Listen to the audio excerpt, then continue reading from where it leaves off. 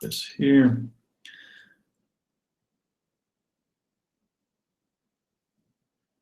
All right, I think we're live. Just a quick sound check. Hopefully everybody can hear me okay. Welcome to today's Hangout with Bob, where I get to spend some time presenting Photoshop Elements features live to you all. Hopefully that you get a chance to tune in live. If you are tuning in live, then there's an opportunity to ask questions. If you ask questions in the Google Hangouts Q&A room, then I will see them and I can answer them live for you. Today's Hangout with Bob is really focused in on trying to answer how to use a couple of tools for healing things in your photos. You know, you've probably had a situation where you've taken a really nice photo, but there are elements in it that are distracting. Things like telephone poles or telephone wires, or just objects in the background that kind of ruin your picture, or maybe not ruin it, but distract from the value of your picture. So that's what we're going to focus on today. There are actually a couple of tools that we want to take care of. Hang on a second. Let me come over here real quick and make sure this is working. Sorry about the delay, but hopefully now everything's working okay. Hang on a second. Let me come over here real quick. Now I've got to turn the volume down on this other computer, so I don't have to listen to myself. It's bad enough that you all have to listen to me. All right, I think we have the technical stuff out of the way. All right, so let's get back to it. So healing or removing or objects out of your photo is what we're going to focus on today. There are a couple other subjects that came in from a few different folks, and hopefully they will be able to get some questions answered as well if they can tune in live. So let's get to it. How about that? Let me start by sharing my screen of Photoshop Elements. So you're not necessarily just looking at me, but we actually have some interesting stuff to look at. So there we go. I'm going to share my Elements Organizer. We'll start there. The Elements Organizer, of course, is where we keep all our photos and videos. And we can organize them and find them and search and sort and do all kinds of great stuff and get the photo that we're after. So the first thing I want to do is pull up a set of photos that I've set previously to demo some of this remove distraction stuff. It's in an album that I called Spot Healing Brush. And so here's a small collection of photos that need some healing, if you will. They have things in the background that might be distracting or whatnot. So I'm going to start with this shot of the surfer. Let me right click on it and edit with Photoshop Elements Editor. To open it up in the Photoshop Elements Editor, let's see, I guess I need to switch back to Google Hangouts, and instead of sharing my organizer, I want to screen share my editor. Where is it? There it is. Share. There we go. So that'll switch us back to the editor in Google Hangouts, so you can see what my editor is doing. Okay, so here is our photo. Oops, let me resize things to fit. Okay, so here is my photo. If I double click on the hand up here in the left hand corner, let me highlight that for you. So right up here are my view tools. I can zoom in, I can zoom out. If I just double click on the hand, it's going to resize that photo to fit what we call the canvas area, or basically the area of Photoshop Elements where we are working on our photos. So I'm in expert mode. If you're new to Photoshop Elements, there's different modes across the top here. Quick is sort of a basic mode. If you're a beginning user, you probably want to use Quick. Guided are some built-in tutorials, and Expert is where you get to access the full power of Photoshop Elements. So I'm working in Expert mode. And what we want to do with this photo, you know, this is a shot I took down, this was in La Jolla, California, a couple summers ago.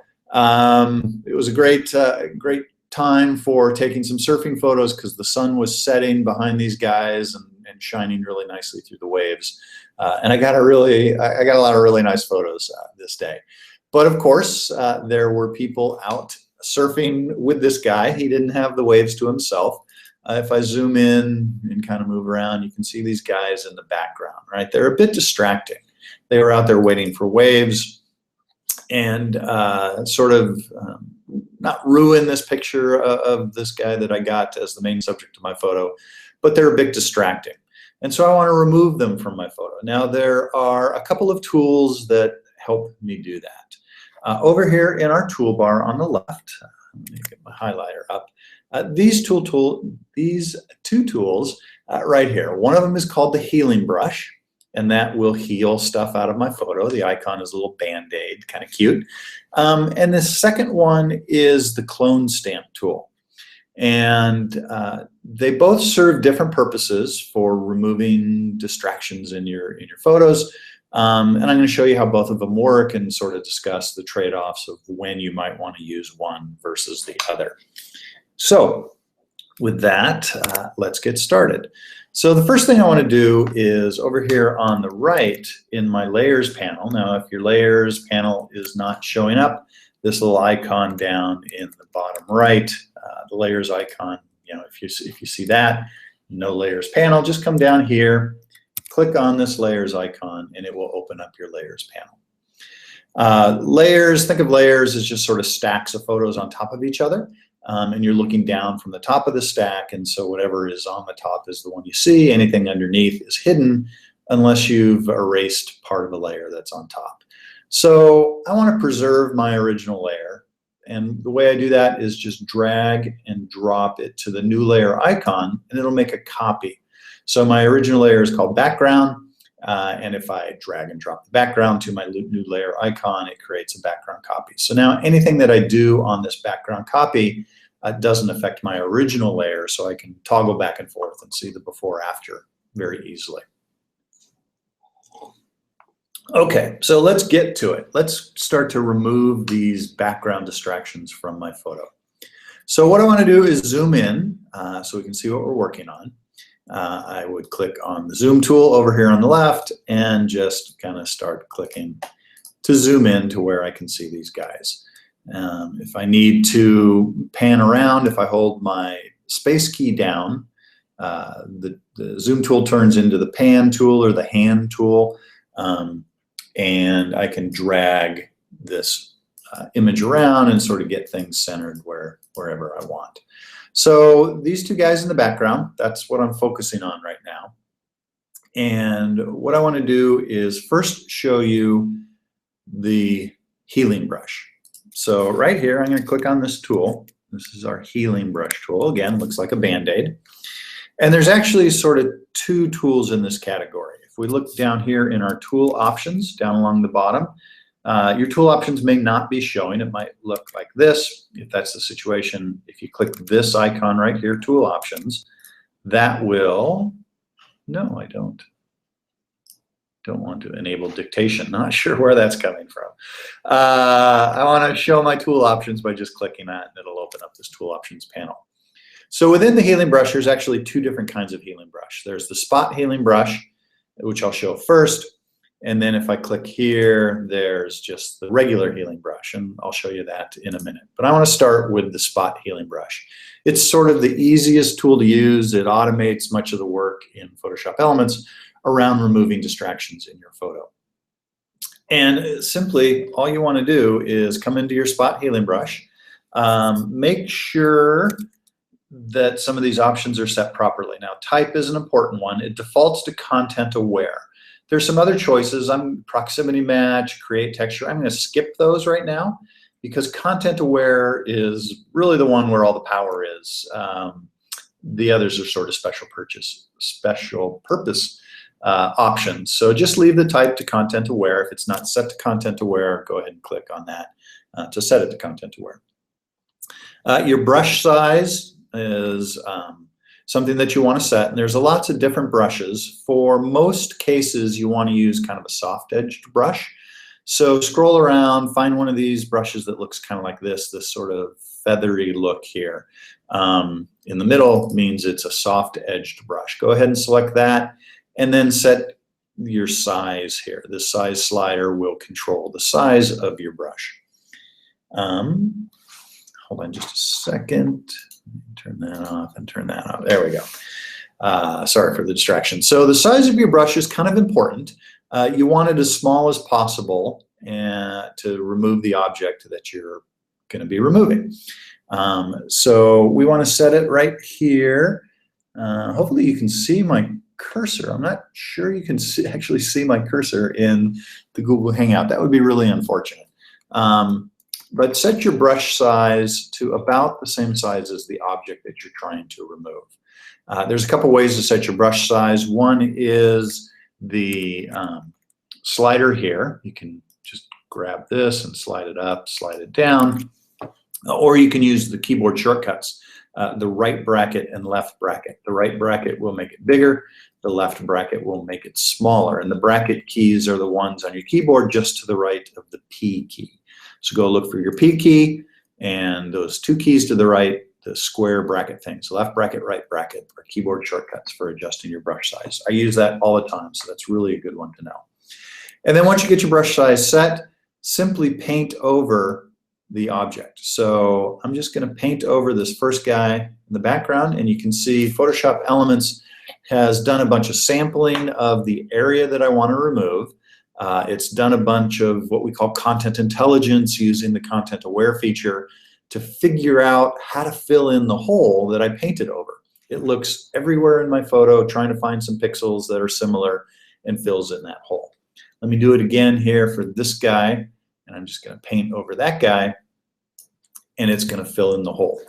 And it makes all the decisions about how to fill in the hole. And you can see it kind of, let me zoom in maybe just a little more here. Did a really good job of filling in the hole, blending the edges. If I zoom all the way out, you can't actually tell those guys were ever there in the first place. It looks like this guy had at least that left side of the ocean all to himself. So that's one tool that you might want to use to remove distractions, and that's what we call the spot healing brush with the content aware mode turned on down here.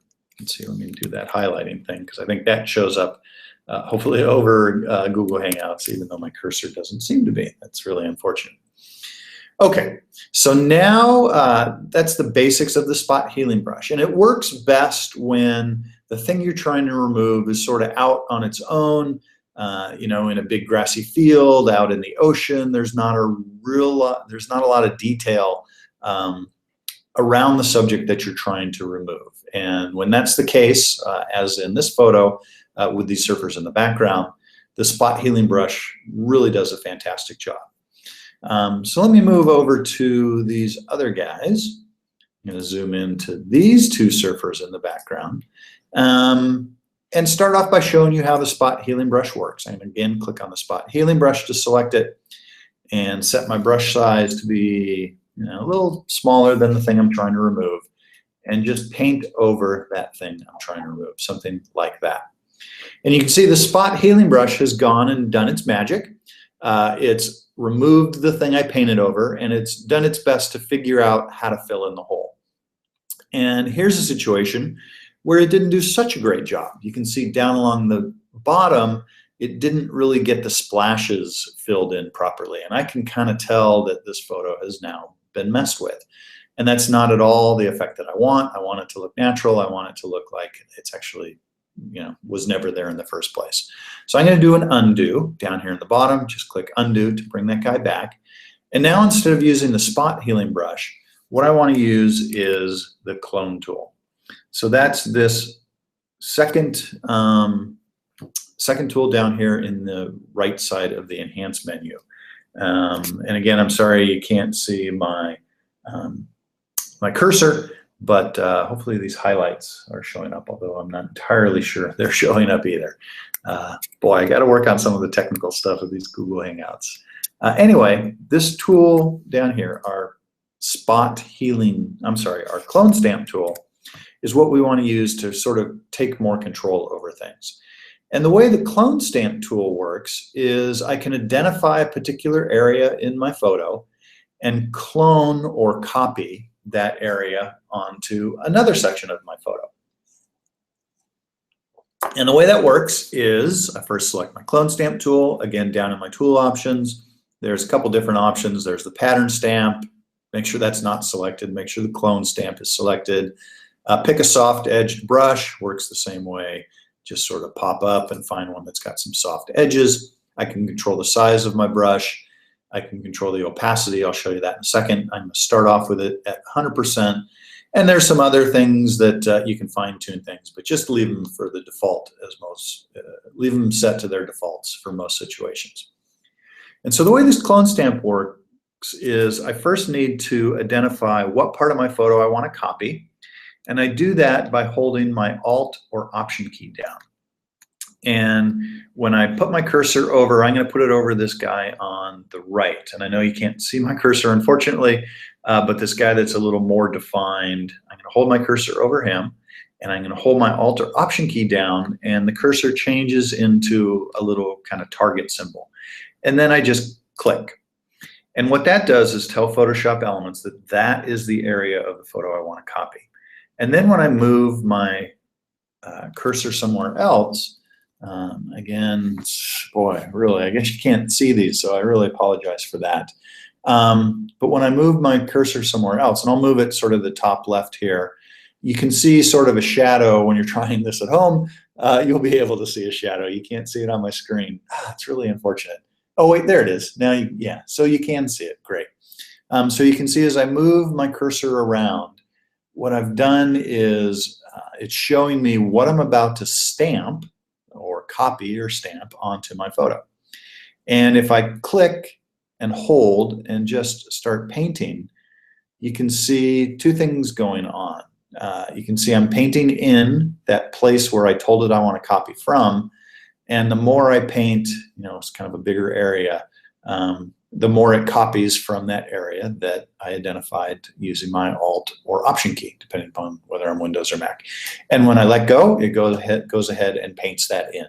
So you can see what I've done is I've copied this guy over on the right, and I've painted him into that area on the left. Now that's not actually what I wanted to do, right? I'm trying to get rid of this guy in the middle. So let me again do an undo to get rid of what I've just done. But I did that just to sort of show you how the clone stamp tool works. And so what I really want to do is put my mouse over kind of the area to the left of the guy in the middle that I'm trying to get rid of, hold my Alt or Option key down to get my target cursor, click to identify that as the area that I want to copy from, and then move my brush over top of the guy I want to get rid of. And you can see right wherever I put my cursor, it gives me a little preview of what I'm about to paint on. And I just hold it right over that guy and click my mouse down, paint around a little bit, and it copies all the pixels from the left of the guy and just stamps them right on top of the other guy. And so that's sort of a brute force way of getting rid of stuff in your photo. Literally setting some pixels to be copied and pasting them into wherever you paint on your photo. So that's how I might want to get rid of that guy, where the clone stamp tool, or I'm sorry, where the healing brush, spot healing brush didn't work, the clone stamp tool can potentially work for you. But sometimes the clone stamp tool doesn't work well either. So if I'm doing the same kind of thing here for the guy that's sort of behind the splash, but not really behind the splash, if I come over here and I Option or Alt click to identify where I want to copy from, and then come over here and start painting over him, it's literally just made some copies of these pixels on the left and put them on the right. And that doesn't look very natural. What I'd really want to do is blend the pasted pixels into the original pixels in a content intelligent way. So let me do an undo to get rid of that. And now I'm going to switch back to my healing brush, or my spot healing brush, because now down in my tool options, instead of the spot healing brush, what I want to do is pick the just regular healing brush. And the healing brush is sort of the most powerful version of all three of these tools. It lets me combine sort of the magic of the content aware spot healing brush where a lot of the blending happens automatically and the software figures out how to blend stuff into whatever it is I'm trying to cover up. But it also lets me identify where in the picture I want to copy pixels from. And so just like the clone stamp tool, when I have my healing brush selected, I'll put my cursor over a particular area of the photo that I want to copy stuff from. I'll hold my Alt or Option key down and click to say that's where I want to copy from. In this case, I'm doing it sort of just above this guy that I want to remove. And now I move down on top of the guy. Let me make my brush a little bigger. And you can see as I drag around, again, I get a preview of what I'm about to paste in. Brush a little bigger. So I can line things up and I can say, okay, I want to start pasting here, and I'll just sort of paint over this guy. And now I get that preview as if I was using the clone stamp tool, but since I'm using the healing brush, there's magic that happens when I release my mouse. And what happens is elements will go in and analyze the area I'm pasting on top of, analyze the area I'm copying from, and do a really good job of blending the two together. So you can see I've removed that guy from my photo using the healing brush and sort of this content intelligence or content aware nature of the tool. And maybe the edges aren't exactly what I want them, so I can do it again. Maybe I'll click over here to the right where the splashes are not visible with my Alt or Option key down and say I want to kind of clone some of that stuff in. And then maybe paint a little bit along the bottom here and let go. And Elements is doing a bunch of blending, very sophisticated image processing to get the blending to work. And so there you have it. Let me double click my hand to zoom all the way out. I can turn off this layer so you can see there's the before. We've got these surfers in the background that are a bit distracting. Let me turn that layer back on so we can see the layer we've been working on, and you can see I've removed them while still preserving a lot of the background. Oh, it looks like I missed one right here, kind of right behind my main subject. Let me zoom in again. Right here you can see, boy, there's even a guy behind the splash right there. That's a bit distracting for me as well. So I'm going to use the healing brush. Again, pick my healing brush, hold my Alt or Option key down. I'm going to click sort of to the left of this guy to say that's where I want to copy pixels from. Make my brush a little smaller, about the same size as the guy that I want to get rid of, and just paint over him a little bit and let go, and Elements will do a bunch of magic to remove that object from my scene. Again, double click my hand to zoom all the way out, and we're good to go. Oops, double click, there we go, we're good to go. One more thing, so also the leash of his surfboard. Now that I've got rid of these other surfers in the background, I'm finding that a bit distracting. So I can come in, let me zoom in to where his leash is, a couple clicks with my zoom tool, get in here. This is a case where just the regular old spot healing brush is gonna do magic for me. I don't have to worry about the complexities, I'll just let the software do it. Again, I know that because it's a pretty clean area, not a lot of specific things that I need to worry about, so I'll just make my brush pretty small, about the same size as the surfboard leash that's poking through, and then just paint along the surfboard leash, and it's gone as soon as I let go. Some other things that I might want to do, you can see underneath the surfboard there's the logo of the surfboard. Now this logo isn't well defined, but often in a photo you might want to remove logos or something like that. So again, I'll use the spot healing brush. I'll just sort of paint around the outside of the logo, fill in the inside and let go, and it gets rid of that. Now you can see the software went ahead and figured out how to fill in the pixels. The bottom of the surfboard has this line coming from the front down the center of the surfboard and kind of on into the back. The spot healing brush didn't figure out that it should paint that line in. So that's where we would use the healing brush. So again, down in our tool options, click the healing brush, come over to where the line is, sort of just to the left of where that logo was, hold my Alt or Option key down, click to say that's where I want to copy from, and then move over here and just do a little bit of painting.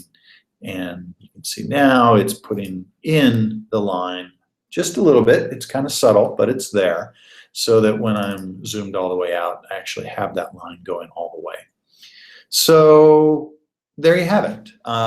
Two different tools, well, actually 3 different tools. The spot healing brush, where the software does kind of all the work for you. The clone tool, which is sort of a brute force where you can very explicitly say, copy these pixels and paste them here. And then the healing brush, which combines the best of those 2 tools, right? It lets you tell the software where to copy from, and it lets you tell the software where to paste to. Okay, so let's see. That is the main thing that I wanted to cover today. Let me switch back to Google Hangouts here on my machine real quick to see if anybody has any questions for me. Let's see, looks like there's no questions, but that's okay. Oh, there we go. What is sample all? Thanks, Carol. What is sample all layers in clone? Great question. All right, let me switch back to elements. There we go. Okay, so in the clone tool, let's see, how can I best demo that? All right, let's demo that. I'm going to make a new layer. I'm just going to fake something up here. I'm going to create a new layer. I'm going to get a brush tool. I'm going to pick a color like red and just do some painting somewhere, maybe around the back bottom of the surfboard. Okay, so I'm going to paint that in red. Oops, let me switch back to Google Plus for a second. Sorry, tell Google Plus I'm answering this question. So it'll be easier to find later on. Here we go. Okay, now back to elements. There we go. So I've created a couple layers. I've got the layer with my surfer on it. I've got the layer that I just did some red painting. And these are 2 different layers. If I hide a layer, you can see the red is gone. If I show it, it's there. So what sample all layers does down here let me switch back to my clone stamp tool. This little option here, sample all layers, if I turn it off, when I'm sampling a layer to get the pixels that I'm pasting onto another layer, if sample all layers is turned off, then it's only going to pull pixels from the layer I have selected. Let me make another blank layer at the very top. So I'm going to leave this layer selected, layer 2, which has nothing on it. And I'm going to hold my Alt or Option key down and sort of click on top of the surfer. And what that does is, since layer 2 is selected, there's no pixels on layer 2 where I clicked. So when I go to paint, and I'm painting right now, sort of in the top right corner, kind of nothing happens because I'm sampling a layer that's empty. But if I click sample all layers down here in my options bar, now hold my Alt or Option key down and click somewhere like on top of the surfer, now when I paint in kind of the top right corner, even though layer 2 is selected over here in my layers panel, since I have sample all layers selected, it's sampling every single layer, including the ones that are not selected when I paste. And sort of further show that, if I come down here to near this red area and hold my Alt or Option key down and click, and then do some more painting up here, you can see it's painting on the red layer, it's painting on the surfer layer, it's pulling pixels from every single layer in my document and painting them in. And again, if I turn sample layers off and I do painting up here as well, which I know you can't see my cursor, but I'm doing some painting up here, nothing's happening because I have layer 2 selected, and in that same area of layer 2 there aren't any pixels. So that's what sample all layers does. Let's see, let me switch back to Google Plus. I'm done answering that question. Here we go. And we'll see if you've got any other questions. So, okay, let's let's see. I've got, if you have other questions, Carol, please go ahead and ask. Otherwise, I'll touch on some of the things that you asked in our Facebook page. So the first one of those was, let me switch back to elements. Sorry for the switching back and forth. Here we go. The first one of those was a question about image size versus canvas size. So image size is the size of my image. And if I click on this area right here, when I'm in expert mode, along the bottom to the left of the horizontal scroll bar is a little pop-up. If I click on these numbers here, I can see information about my image size. I can see that the width is 4,572 pixels. The height is 3,429 pixels. I've got 3 channels, don't worry about that. And my resolution is 285 pixels per inch. But basically think of it as a, 4,500-ish wide by 3,400-ish tall image. And image size versus canvas size, if I come up here under image and resize, this is probably what you're asking about, these two choices here. So if I pick resize image size, let's see, I see you've got a question. Is there a reason to do that? I'm not sure what that means. So I'm sorry, maybe if you could reword the question, is there a reason to do what? I'll come back and answer that. Okay, so image size versus canvas size. So if I select resize image size, what I'm basically doing is having the software scale my image. And so instead of 4,000 pixels wide, maybe I only want it to be 2,000 pixels wide. And there's a couple options down here. Constrain proportions. You notice when I change the width, it automatically changes the height because I have constrained proportions turned on.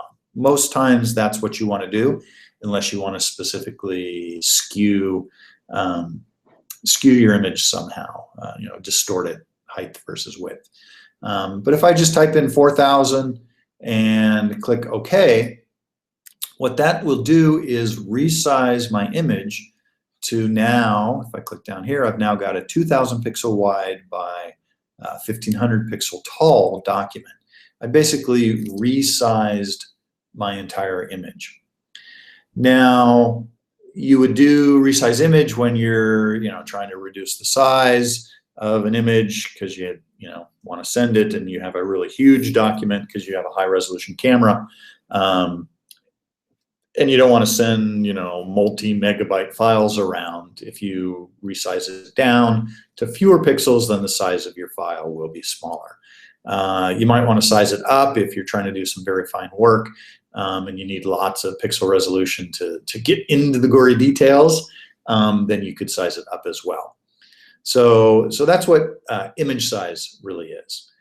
Canvas size, the canvas is the area of my photo where my image is. And I know that probably didn't make a lot of sense, but basically, in most cases, image size and canvas size match. They're the exact same thing.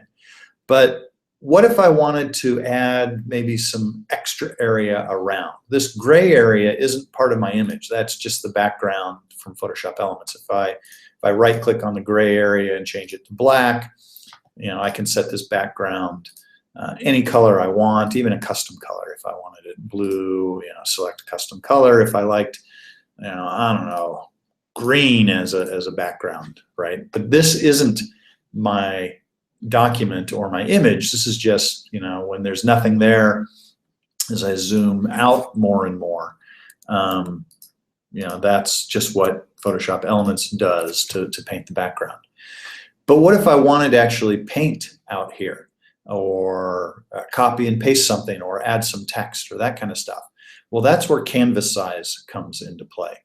So canvas size, if I go to Image, Resize, Canvas Size, now my current size, let me switch to pixels. I tend to just work in pixels because it makes more sense to me, but you can work in lots of different measurements.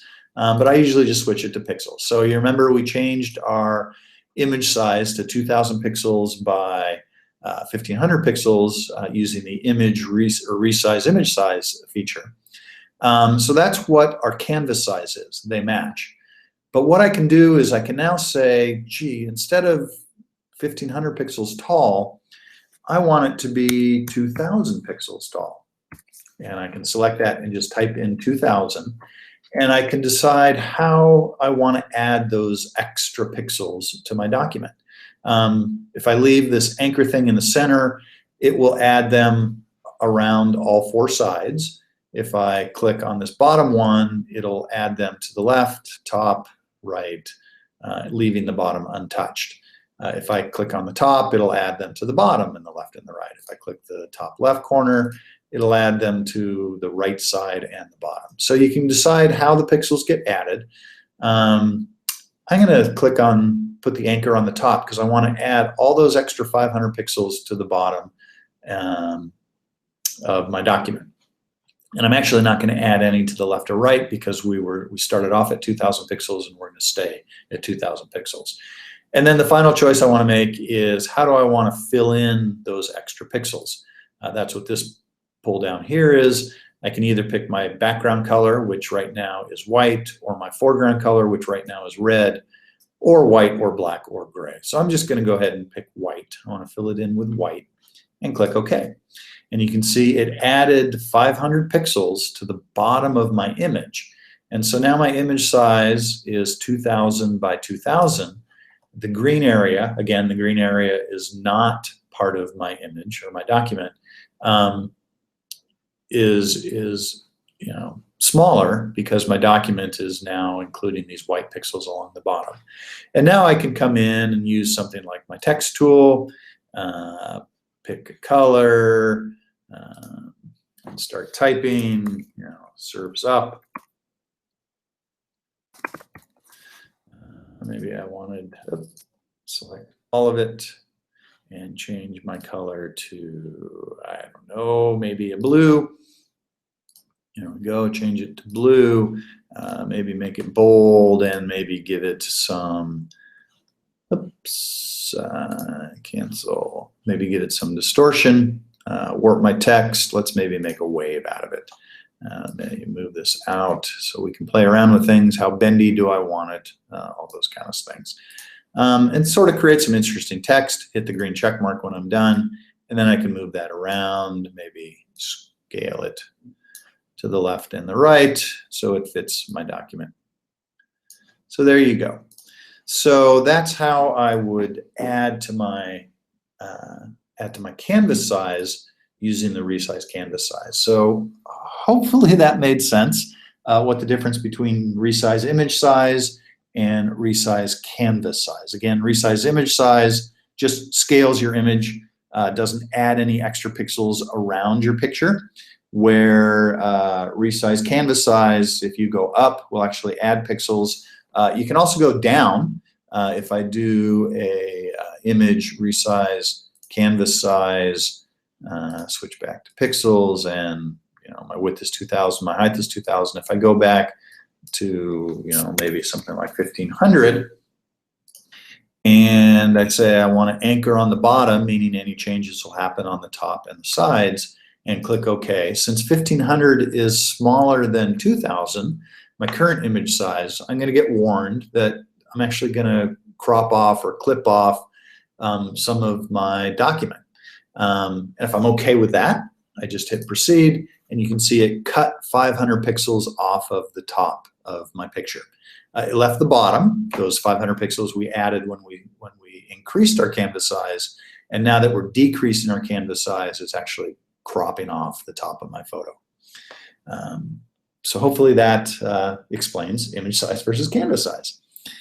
All right, so now let's talk, let's see, if you don't have any other questions, let me do a time check, 11:42. So we got about 15 minutes left.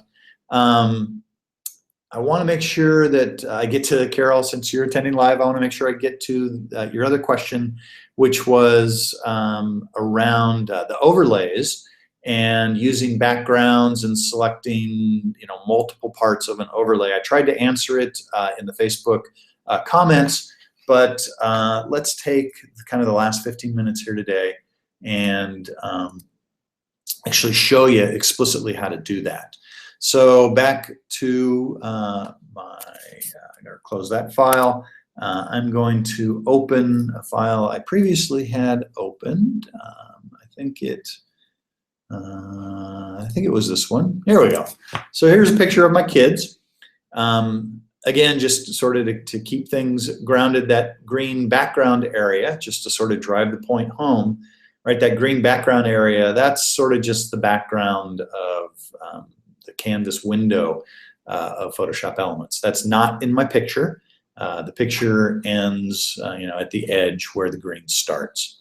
So the green's becoming kind of obnoxious. I'm going to just go back and set it to the default, which is kind of this gray color, or sometimes black. I actually normally, unless I'm working with a really dark picture, I normally leave mine set to black. But if you prefer a different color, then you can pick whatever color you want.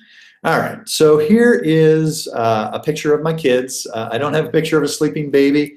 Let me switch back to, I think I've got that open in Facebook. So let me spin up anyone else who's watching later what it is I'm talking about.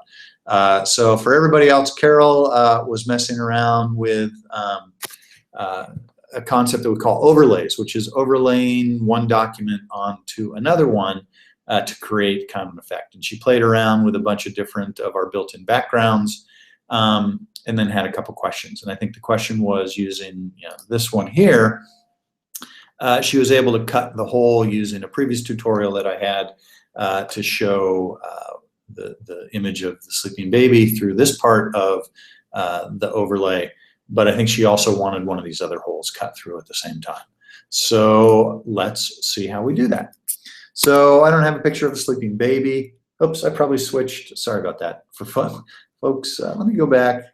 Gosh, I'm kind of a rookie at this Google Hangouts thing. Let me screen share my entire screen so that when I do change between documents, there we go.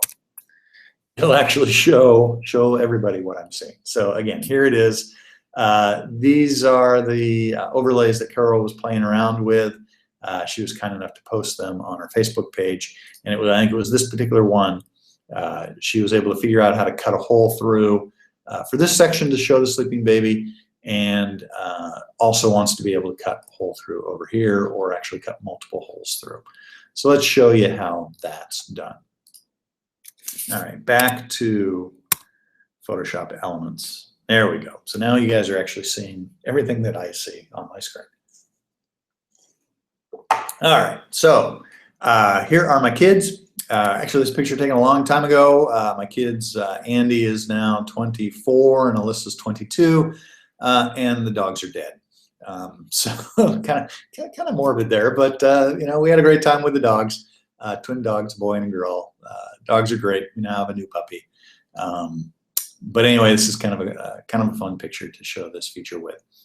I'm not going to go back through all the details of how to do the overlays. There's another tutorial in our Ask Bob on YouTube. So if you go to YouTube and you search for Ask Bob Photoshop Elements Overlays, you'll find a video that, you know, goes into all the gory detail of how to do this.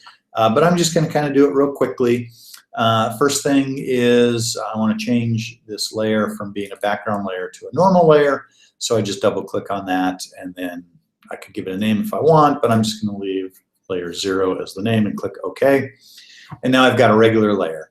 I'm going to go to my favorites, because I actually saved the background that Carol used as a favorite, so I could find it quickly today, and just drag and drop that onto my document.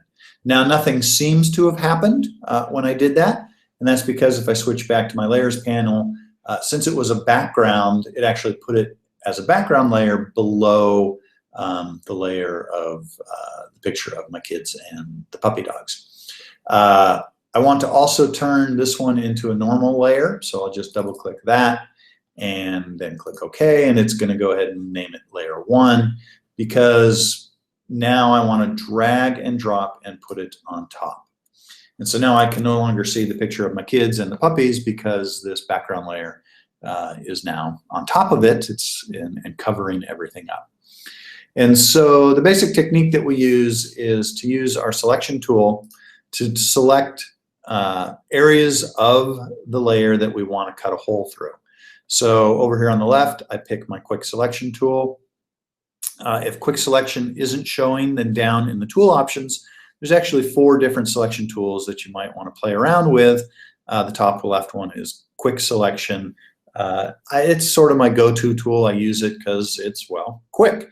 And the way quick selection works is as I drag over an area of my photo, it does edge detection, and it makes it really easy to select objects in my photo, such as this circular area. And you can see the marching ants were automatically selected around the circle by the quick selection tool, just by me dragging across kind of the center of the circle. Now sometimes it selects too much. You can see it came around here, the marching ants, and then they ducked down into this other circle. Well, that's what the subtract mode is. You can see down here in our tool options, we're on add mode. If I switch to subtract mode, then instead of adding to my selection when I click, it subtracts from my selection when I click. So if I drag over the part that I don't want selected in subtract mode, it will remove that from the selection. So I remove that. So I can toggle back between add mode and subtract mode using these buttons down here in my tool options. But what I do is actually use a keyboard shortcut, again, the Alt or Option key. If I'm in add mode and I hold the Alt key down, it turns to subtract mode. And if I let go, it goes back to add mode. So that's a real quick keyboard shortcut to go back and forth. So I'll hold my Alt key down. Oops, I didn't want to zoom in. Let me zoom back out. There we go. All right, there we go. Something like, oops, let me double click on the hand tool to zoom all the way back out. There we go. All right, back to my quick selection tool. Hold my Alt or Option key down, depending upon whether I'm on Windows and Mac, and just sort of drag over here to get the selection to be just this circular area, not including the teddy bear's ear, but including all the way up to the corner. So that's the selection that you made, Carol, to kind of get the initial cutout made. But I think our discussion over Facebook was, how do I get some of these other holes cut as well? Well, since we're in add mode, all we have to do is come over here to the other circle, drag across the other circle, and the quick selection tool will add that to the selection as well. So I can add as many circles as I want to create these cutouts. Now, you need to decide whether you want the big round circle. Here, the quick selection tool selected this other circle kind of conjoin area, and it didn't over here. Maybe you want it, maybe you don't. I actually do. So I'm going to drag over this one as well. So I've got that whole circle selected. Maybe do it again in this far left one. So I've got a circle selected there, and then maybe the top right corner as well. And so you can see with the marching ants, I've got this initial sort of circle selected. I've got one here in the middle. I've got one here on the right, and I've got one here on the top right corner. And then I just do exactly what we did in that other tutorial about overlays. I hold my Alt or Option key down. I click on the Add Layer Mask button, and a layer mask will be added. And wherever I had selected on that layer, black will be painted on the layer mask, and thereby making that layer transparent wherever black is painted. And white will be left on the layer mask where I didn't have it selected, and the photo is not transparent. And so you can see now the photo below is showing through wherever my layer mask has black painted on it, which is where I have those selections made. Now let's see, that sort of hopefully answered the question you had of how do I get multiple areas selected to get the sleeping baby to show through. And just kind of a, kind of a little extra bonus for you. here today. This particular picture actually doesn't fit these holes that I've cut through. So kind of the first thing I want to do is select layer 0, that layer underneath, and flip it horizontal so my kids are showing in this top left hole. And so select layer 0 on the right, go to my image menu, down to the rotate section, and down to the flip layer horizontal section.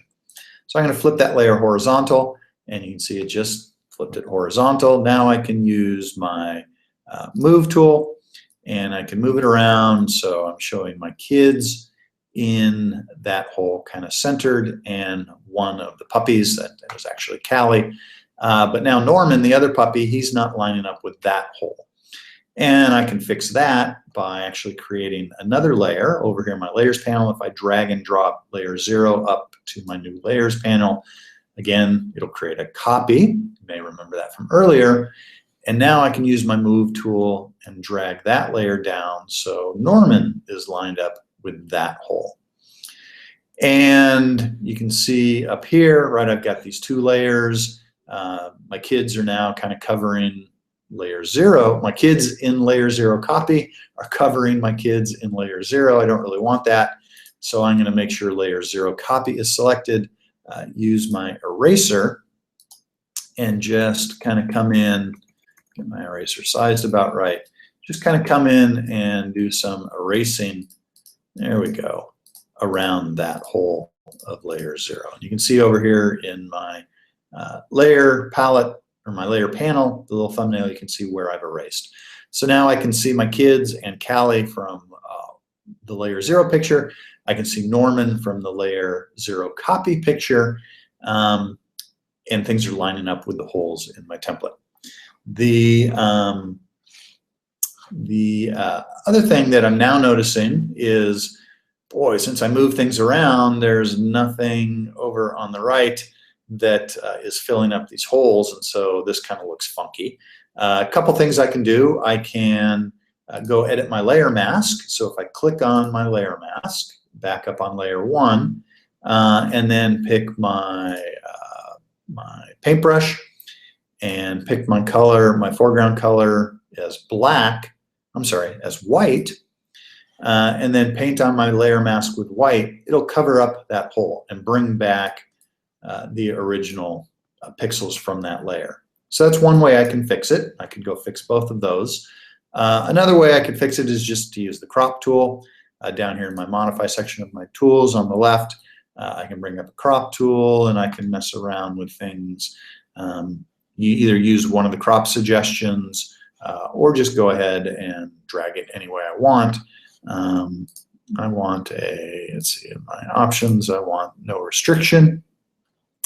Because I want to stay on the left, I want to stay on the top, move my crop rectangle up, and I just want to pull in this right side to where that's not showing. Something like that, click the green check mark, and my image is cropped in a little bit. So 2 different ways I could deal with that situation. Bring back my overlay layer by painting on the layer mask, or just crop out areas that I'm not interested in. So that, I think, answered your question on overlays and how we fix that kind of stuff.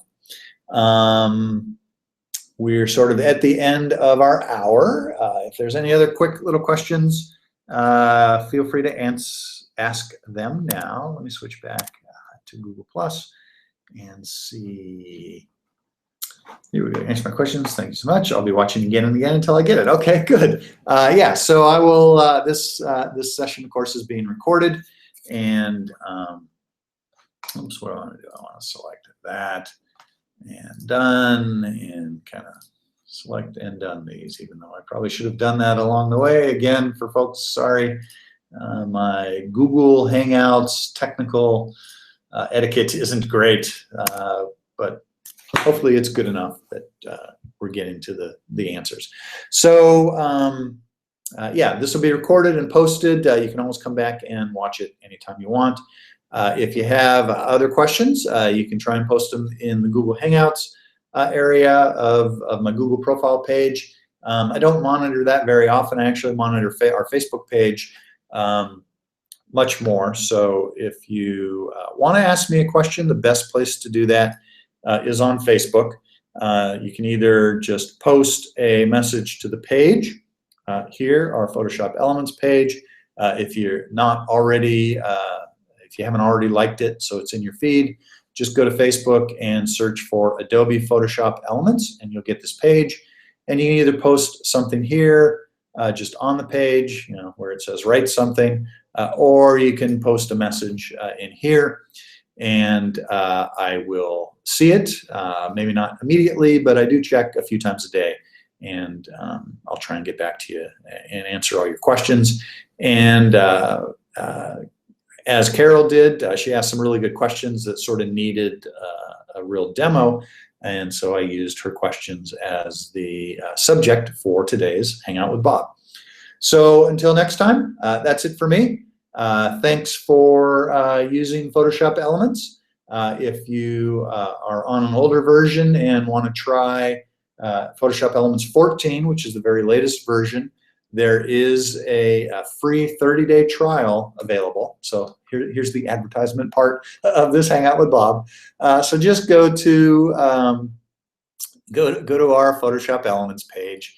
Let's see, elements on adobe.com. Let me show you where you can find the free trial. It should be pretty obvious, but hopefully you can find it. But anyway, so go to adobe.com. Go to the Elements 14 family, go to the Photoshop Elements 14 page, and you can try it. If you, let's see, here we go. If you scroll down, right, see, it's not always obvious. If you want to buy it, go ahead and buy it right here. If you're a previous owner of any version of Photoshop Elements, you can get the upgrade pricing, so you just click Upgrade Now.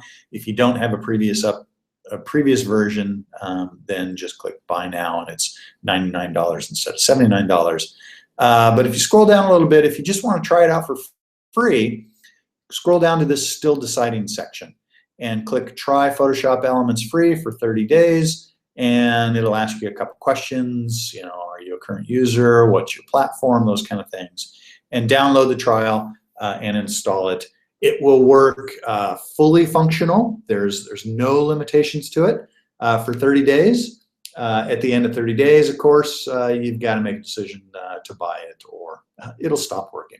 But by 30, you know, as soon as you use it for 30 days, I'm pretty convinced that you're going to love it and will want to make a purchase. So thanks for your time today, and until next time, signing out for now. Take care.